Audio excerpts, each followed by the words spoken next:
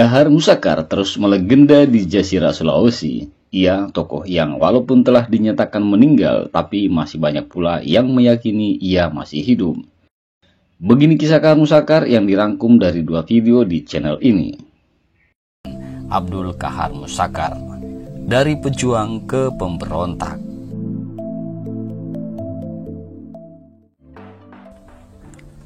Kahar Musakar adalah tokoh utama dari gerakan separatis Darul Islam yang berlangsung paling lama di Sulawesi Selatan. Gerakan ini berlangsung sekitar tahun 1950 hingga tahun 1965. Gerakan Darul Islam di Sulawesi Selatan adalah gabungan Tentara Islam Indonesia pimpinan Kartosuwiryo dengan Tentara Keamanan Rakyat pimpinan Kahar. Abdul Kahar Musakar lahir pada tanggal 24 Maret 1921 di Laniva, Palopo, Duhu. Ia lahir dari keluarga terpandang karena dianggap sebagai Towarani, orang yang berani, orang yang berada, Toengka, dan orang kaya atau Tosugi. Pada masa remajanya, Kahar biasa dipanggil Ladomeng. Pada usia 17 tahun, ia ke Surakarta melanjutkan pendidikannya.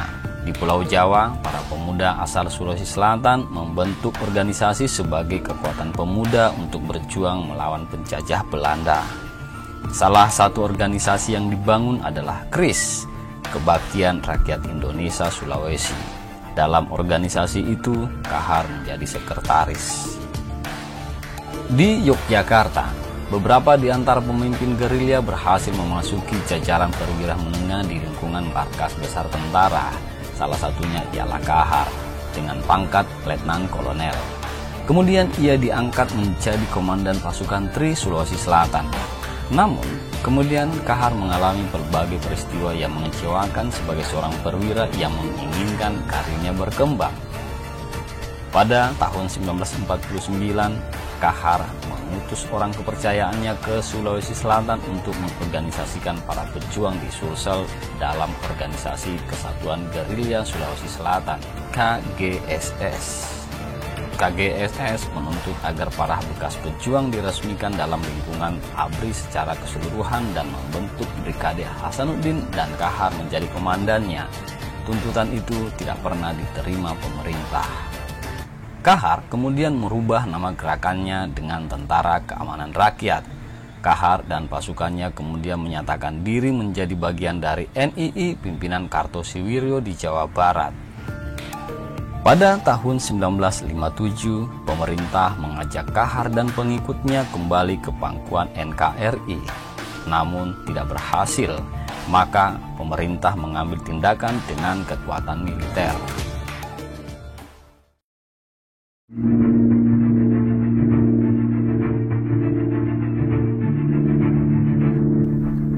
Di awal tahun 1961, operasi kilat untuk menumpas gerakan DITI dimulai.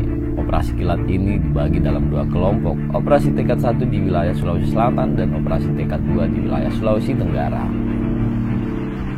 Segala cara dilakukan pihak TNI untuk mencari tempat persembunyian Kahar Musakar.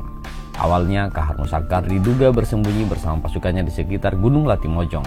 Kecurigaan bahwa Kahar Musakar bersembunyi di sekitar Gunung Latimojong karena Sanusi Daris, salah seorang panglima perang DITI berbasis di sekitar Gunung Latimojong.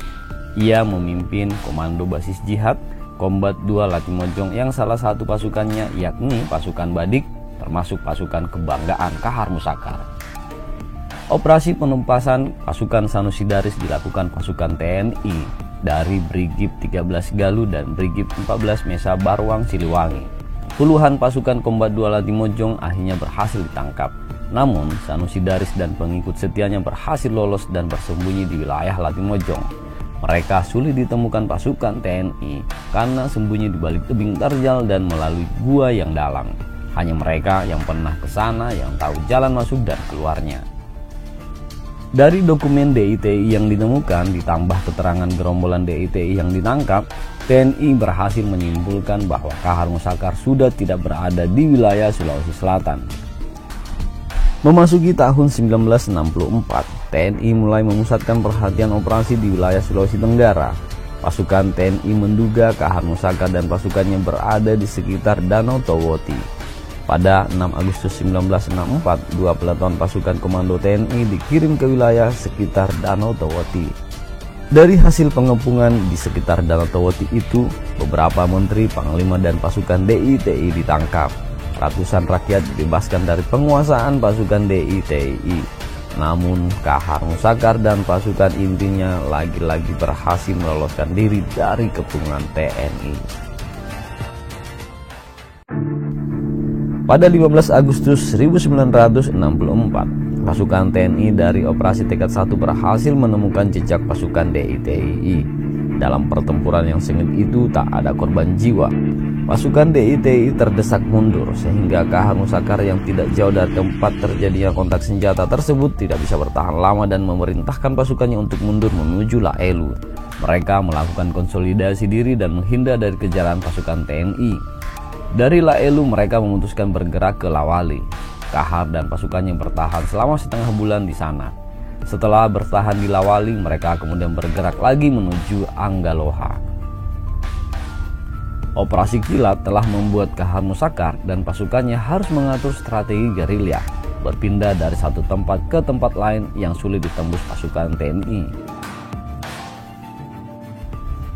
Pada 11 September 1964, Kahar Musakar memutuskan untuk berpisah dengan istrinya Corrie van Steenus dan anaknya Abdullah.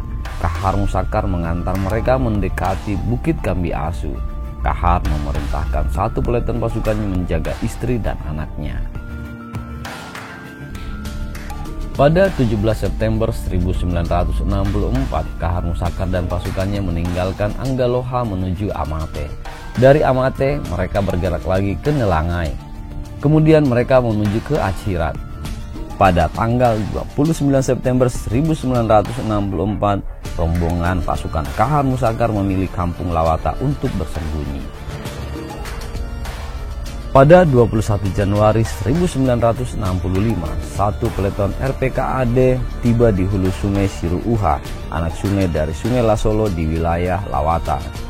Pasukan TNI mendapat petunjuk kalau Mansur, salah seorang ajudan Kahar Musakar, telah memisahkan diri dengan kelompok Kahar dan bersembunyi di sekitar hulu sungai Riruuha.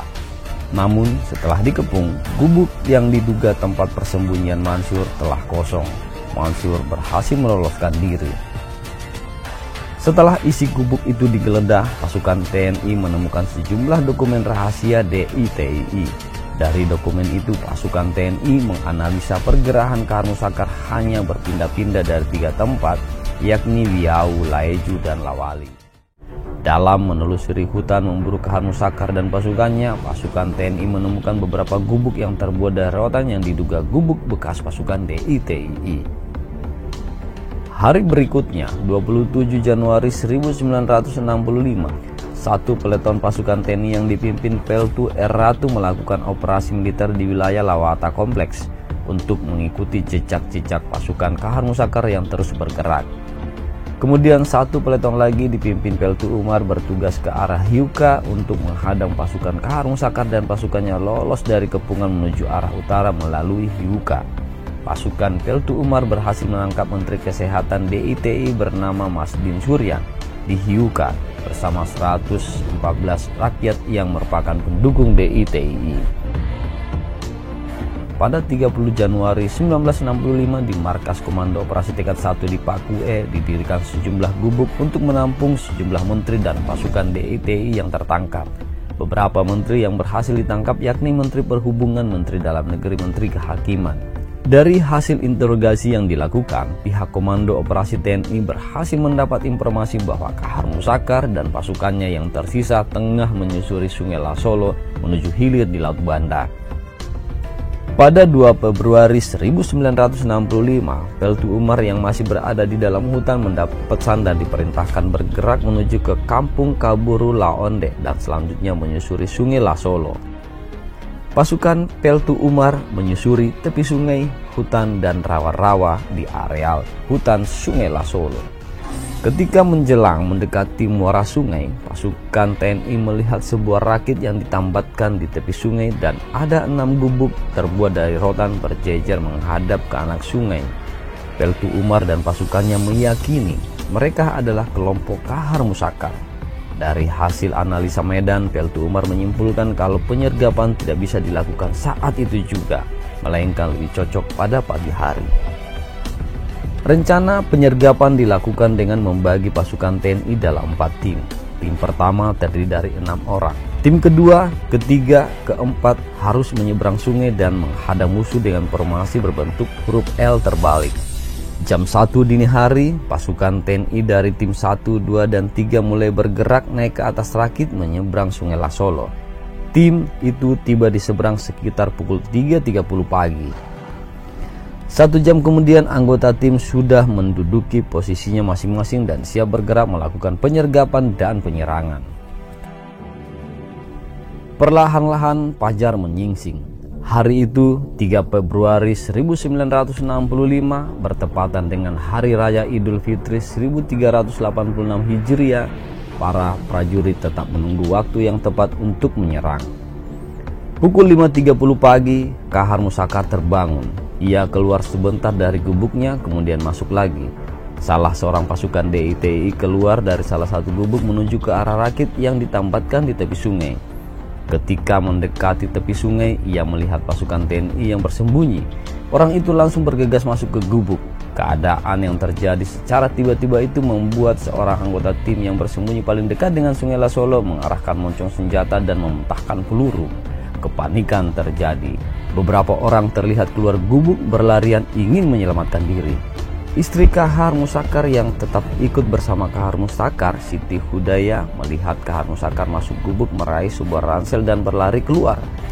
Dalam suasana panik, ia melihat Mansur berlari bersama seorang pengawal Kahar Muzakkar menuju ke arah hutan sebelah barat. Siti Hudaya yang sudah tidak tahu di mana Kahar Muzakkar berusaha menyelamatkan diri menuju ke arah Mansur lari. Kahar Muzakkar keluar dari gubuk menentang ransel berlari ke arah utara, kemudian berbelok ke arah timur untuk mencapai batu besar dengan harapan bisa berlindung dari sasaran peluru. Namun belum sempat ia mencapai batu besar, Kopral Sadili yang menempati posisi di dekat waktu itu menembaknya. Kahar Muzakkar akhirnya tertembak. Setelah suasana agak tenang, Kopral Sadili mendekati mayat-mayat itu. Salah seorang yang dikenal wajahnya lewat foto berada di tumpukan mayat. Di tangan mayat itu tergenggam sebuah granat yang belum meledak. Di ransel kecil yang tergeletak di samping mayat itu ditemukan sejumlah dokumen DITI dan menunjukkan bahwa pembawa ransel itu adalah Kahar Muzakkar. Sebuah surat ditemukan. Surat itu akan dikirimkan kepada Perdana Menteri Malaysia Tengku Abdul Rahman. Sementara itu Siti Hudaya yang menjadi istri ke-9 Kahar Muzakkar ternyata terluka kena tembak. Darah bercucuran dari pantatnya. Beberapa hari kemudian ia ditemukan penduduk yang mencarinya di tengah hutan. Kemudian ia dibawa ke Lawali dan selanjutnya diterbangkan ke Pakue. Informasi tertembaknya Kahar Muzakkar kemudian diteruskan kepada Panglima Operasi Kilat di Pakue, Kolonel Muhammad Yusuf.